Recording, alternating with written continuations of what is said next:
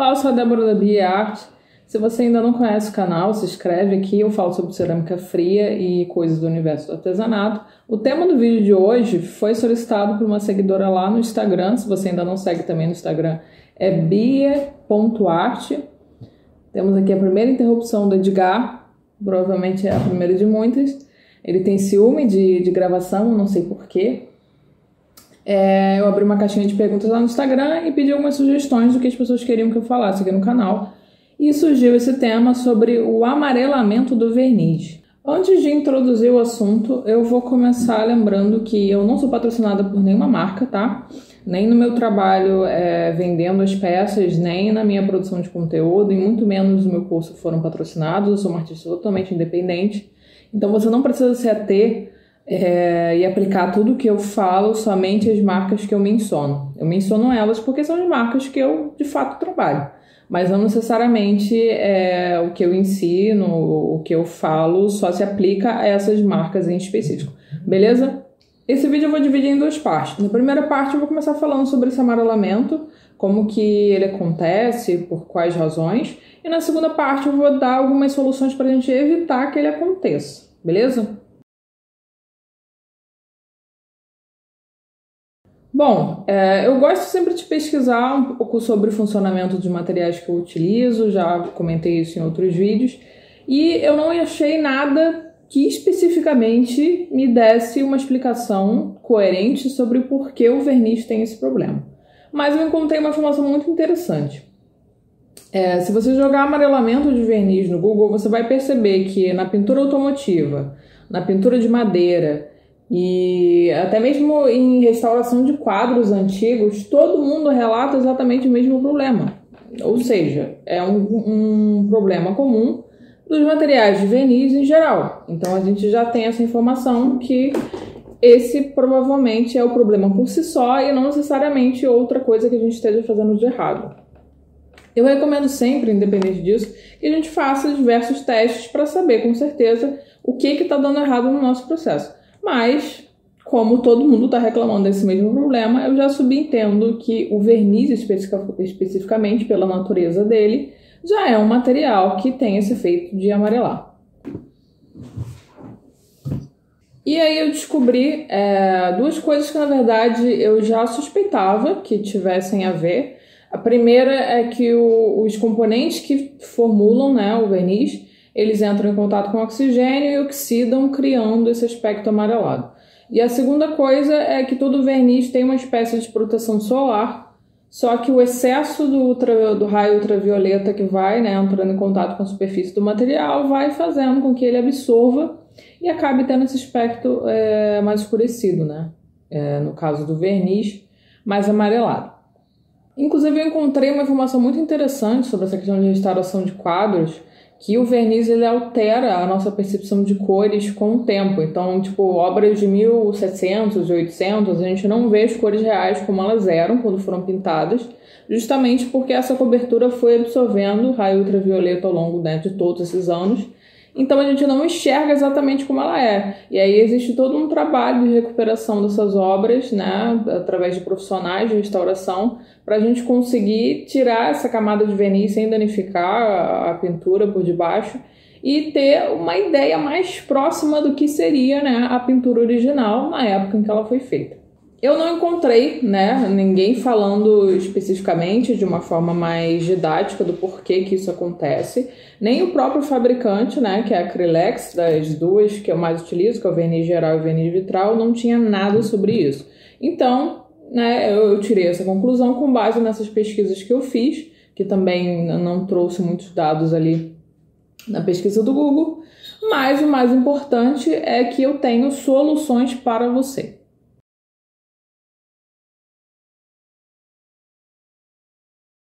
Vamos lá, a dica 1 que eu vou te dar para sua peça não amarelar quando você aplicar verniz é não passar uma quantidade muito densa, beleza? Se você passar uma camada assim, aquela coisa, né, que chega a ficar gosmenta quando seca, não é legal, porque a chance daquilo ali oxidar, envelhecer e absorver mais raio ultravioleta é muito maior. Então, assim, quase que 100% das vezes que as minhas peças amarelaram usando verniz, foi porque eu passei demais. Se você quer ter um efeito assim bem brilhante, aquela coisa, né, bem lustrosa, passa uma camada fina. Secou completamente, passa outra camada fina. Dessa forma, você não vai aplicar muito material de uma vez, fazendo com que ele não seque direito e fique ali uma coisa meio esquisita, inclusive escorra, né? E aí eu vou dar uma diferença agora muito importante entre esses dois, tá? O verniz vitral e o verniz geral. Vou falar de ambos da Acrylex.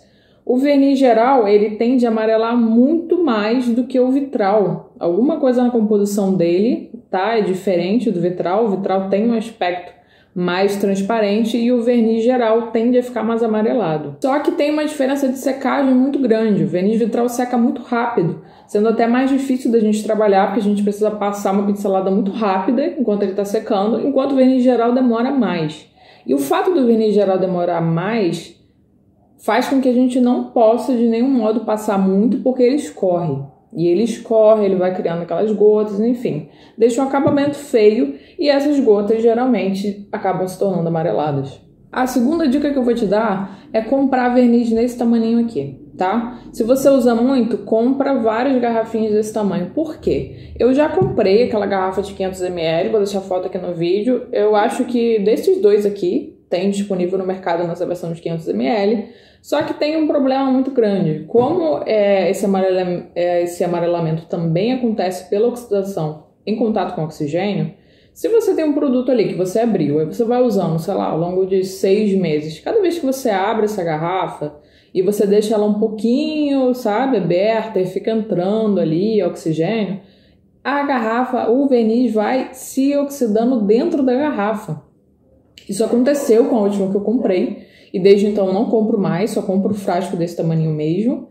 E, sei lá, tinha um tanto assim, talvez uns 100 ml ainda dentro do frasco e tava muito amarelo. Tava aquele aspecto, sabe, bem já oxidado. Então toda peça que eu aplicasse aquele verniz automaticamente ia ficar mais amarelada mesmo. Então eu percebi que não era uma boa ideia. Que não era legal você comprar esse tipo de material que você usa, né, por mais tempo. Porque, a não ser que de fato você tenha superfícies enormes, sei lá, vou envernizar uma mesa, que nem a minha mesa que tem 2 metros ou algo assim, aí beleza, você vai gastar esse material e ele vai acabar. Mas se você vai fazer coisas como a cerâmica fria, né, que são peças em menores proporções, e você vai aplicar esse verniz e depois guardar para aplicar em outra peça, e isso vai demorar um tempo, eu não recomendo que tu tenha um garrafão, porque de fato esse material vai oxidando e vai perder a formulação original que ele vem de fábrica. A terceira dica que eu vou te dar é uma que eu descobri de uma forma um pouco dramática, que é o seguinte, essa característica da oxidação e da absorção de raio ultravioleta não é somente pertinente ao verniz, a resina também acontece isso. E o que aconteceu? Eu falo no meu curso, né, eu tenho uma aula completinha sobre essa questão da resina epóxi e ela tem uma sensibilidade em relação ao clima, principalmente em relação à temperatura. O ideal para você resinar uma peça é que o dia esteja com mais ou menos 24 graus no mínimo, tá? A resina gosta de calor, mas ela não gosta de sol. Então veja bem, tem uma contrariedade nisso, porque automaticamente quando você pensa, né, não, mas se esse material ele gosta de calor para secar, eu vou botar no sol. Foi isso que eu fiz e a peça ficou bem amarelada. Eu não sei se eu vou ter foto para mostrar para vocês, mas ela é toda rosada, com moranguinho e etc. E aí o acabamento ficou com aquele aspecto bem amarelado ali. Não era uma coisa que estava prevista, não ficou feio, assim, não estragou meu trabalho, mas não era a ideia original. Então, assim, saibam que não é legal também, se você botar tanto a resina quanto o verniz no sol, ele vai amarelar. E o pior disso é que ele costuma amarelar de uma forma manchada, que foi o que aconteceu nesse caso. Na parte, assim, do fundo da peça foi onde ficou, assim, mais visivelmente amarelo. E foi muito rápido, tá? Eu botei, assim, uns 5 minutos no sol e quando eu olhei, eu falei, o que que tá acontecendo? Eu estraguei, né, o negócio. E aí eu tirei rápido. Foi uma velocidade muito grande para a superfície ficar com esse aspecto. Então, a partir dali eu nunca mais fiz isso. Passei a resinar minhas peças e colocar elas, né, na sombra aqui dentro, direitinho, para curar. Mas tem um porém. Essa resina que eu estou falando pra gente não colocar no sol de jeito nenhum é a resina epóxi, tá? Eu trabalhei especificamente com a marca Redilize e a resina de alta viscosidade 2001. Vou deixar aqui no vídeo também foto dela. Essa resina eu não recomendo, porque ela não tem proteção UV. Existem resinas que têm proteção UV justamente para evitar esse amarelamento, tá? Durante o processo de curagem. No entanto, existe uma resina específica para a gente colocar no sol, que é a resina UV. Eu também trabalho com ela, mas é uma outra dinâmica, é um outro material. Então não confundam, tá? Se vocês forem trabalhar com essas diferentes resinas, prestem atenção nisso. Quando é indicado você colocar no sol para curar e quando não é.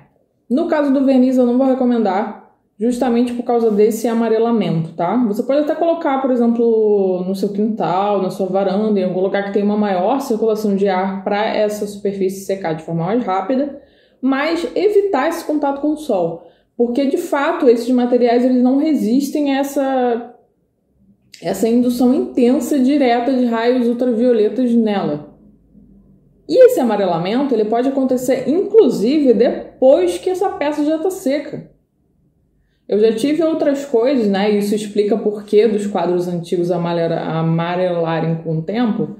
Eu gostava muito de trabalhar uma técnica, que eu não sei exatamente como é que chama, eu não sei se isso eu posso chamar de colagem, mas eu acho que é uma técnica que você recorta figuras, fotos, desenhos de revistas e faz colagens sobre móveis, etc. Eu vou procurar alguma foto, eu acho que eu tenho no Facebook.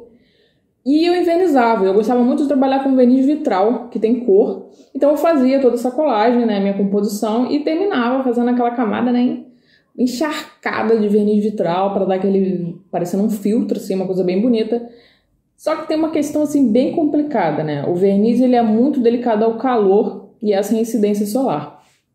Com o tempo, as peças onde eu fiz esse trabalho de colagem, elas começaram a grudar, tá? E isso é uma das coisas que eu falo também sobre você envernizar interior de peça. O verniz no calor, ele tende a ceder e ele tende a começar a grudar tudo que ele está em contato. Então, assim, ele vai amarelar com o tempo se você deixar essa peça exposta constantemente no sol, por exemplo, direto numa janela onde fique batendo o sol diretamente nela, ela corre esse risco também de amarelar. E se você aplicar essas camadas muito densas, como eu falei na primeira dica, né, a sua chance de que a peça grude onde você colocar ela também é enorme. Então, assim, o ideal é você fazer camadas bem finas que sequem completamente, tá? Trabalhando ali 2, 3 camadas, sempre observando esse toque, passando o dedinho para ver se não tá ficando uma coisa pegajosa, porque se ficar, né, aquela coisa pegajosa, você já sabe que com o tempo aquilo tem grande chance de ficar amarelo e grudento. E a última dica que eu vou dar é referente a testes. Vamos lá, eu tenho essa plaquinha aqui, eu vou filmar na câmera traseira para vocês conseguirem enxergar melhor o que ela é, mas basicamente é uma plaquinha de cerâmica, tá? Bem fininha, que eu fiz só para testar pigmentos, acabamentos, etc. Eu recomendo sempre que vocês façam isso aqui, porque aí você não corre o risco de fazer uma besteira e estragar a sua peça lá na etapa final, né, já de verniz, que você demorou tanto tempo para fazer. Então, assim, tem essas plaquinhas para você testar acabamentos de modo geral. Aqui eu fiz uns testes com diferentes vernizes, né, cintilantes, tem glitter também. Então não faça, né, se você está inseguro, não tem certeza se aquilo ali vai dar certo, não faz direto na sua peça, tá? Faz primeiro nessa plaquinha, observa como os componentes vão se comportar, porque assim, ocorre também de alguns pigmentos não darem muito certo com verniz. E eu vou dar exemplo de um guache, tá? Eu tenho um guache semi-profissional da Mia Rimi, que é uma marca oriental, e ele tende a ficar meio pó quando seca, tá? Na superfície da cerâmica ele começa a soltar um pozinho, e quando você passa o verniz, ele dá uma manchadinha ali. Então tem que tomar um cuidado com esse tipo de tinta. Outra tinta que tem esse mesmo comportamento é a aquarela, ela tende a ficar um pouco polvilhada depois que seca. E eu já tive uma experiência bem ruim em relação a isso, porque eu fiz uma pintura de aquarela e quando eu fui envernizar, ela manchou toda. Eu ainda estou estudando uma forma de fazer essa pintura em aquarela em cerâmica de uma forma segura justamente por causa disso, porque na hora de você criar um acabamento, fica muito difícil você manter a integridade desse desenho sem ele virar um enorme borrão. Então a quarta dica é essa: sempre tenha a sua plaquinha de testes para evitar que você estrague o seu trabalho, né, que você se dedicou tanto para fazer. Esse foi o vídeo de hoje. Se vocês tiverem algum pedido, alguma sugestão de tema para eu falar aqui, pode deixar aqui nos comentários. Me sigam lá no Instagram também, eu estou sempre compartilhando coisas lá. Vai ter coleção nova ainda esse ano, estou pensando em lançar no início de dezembro. E também tem o meu curso online, que é gravado, então está sempre disponível. Tem cupom de desconto também, dá uma olhadinha lá no perfil. E é isso, espero que vocês tenham gostado. Abraço!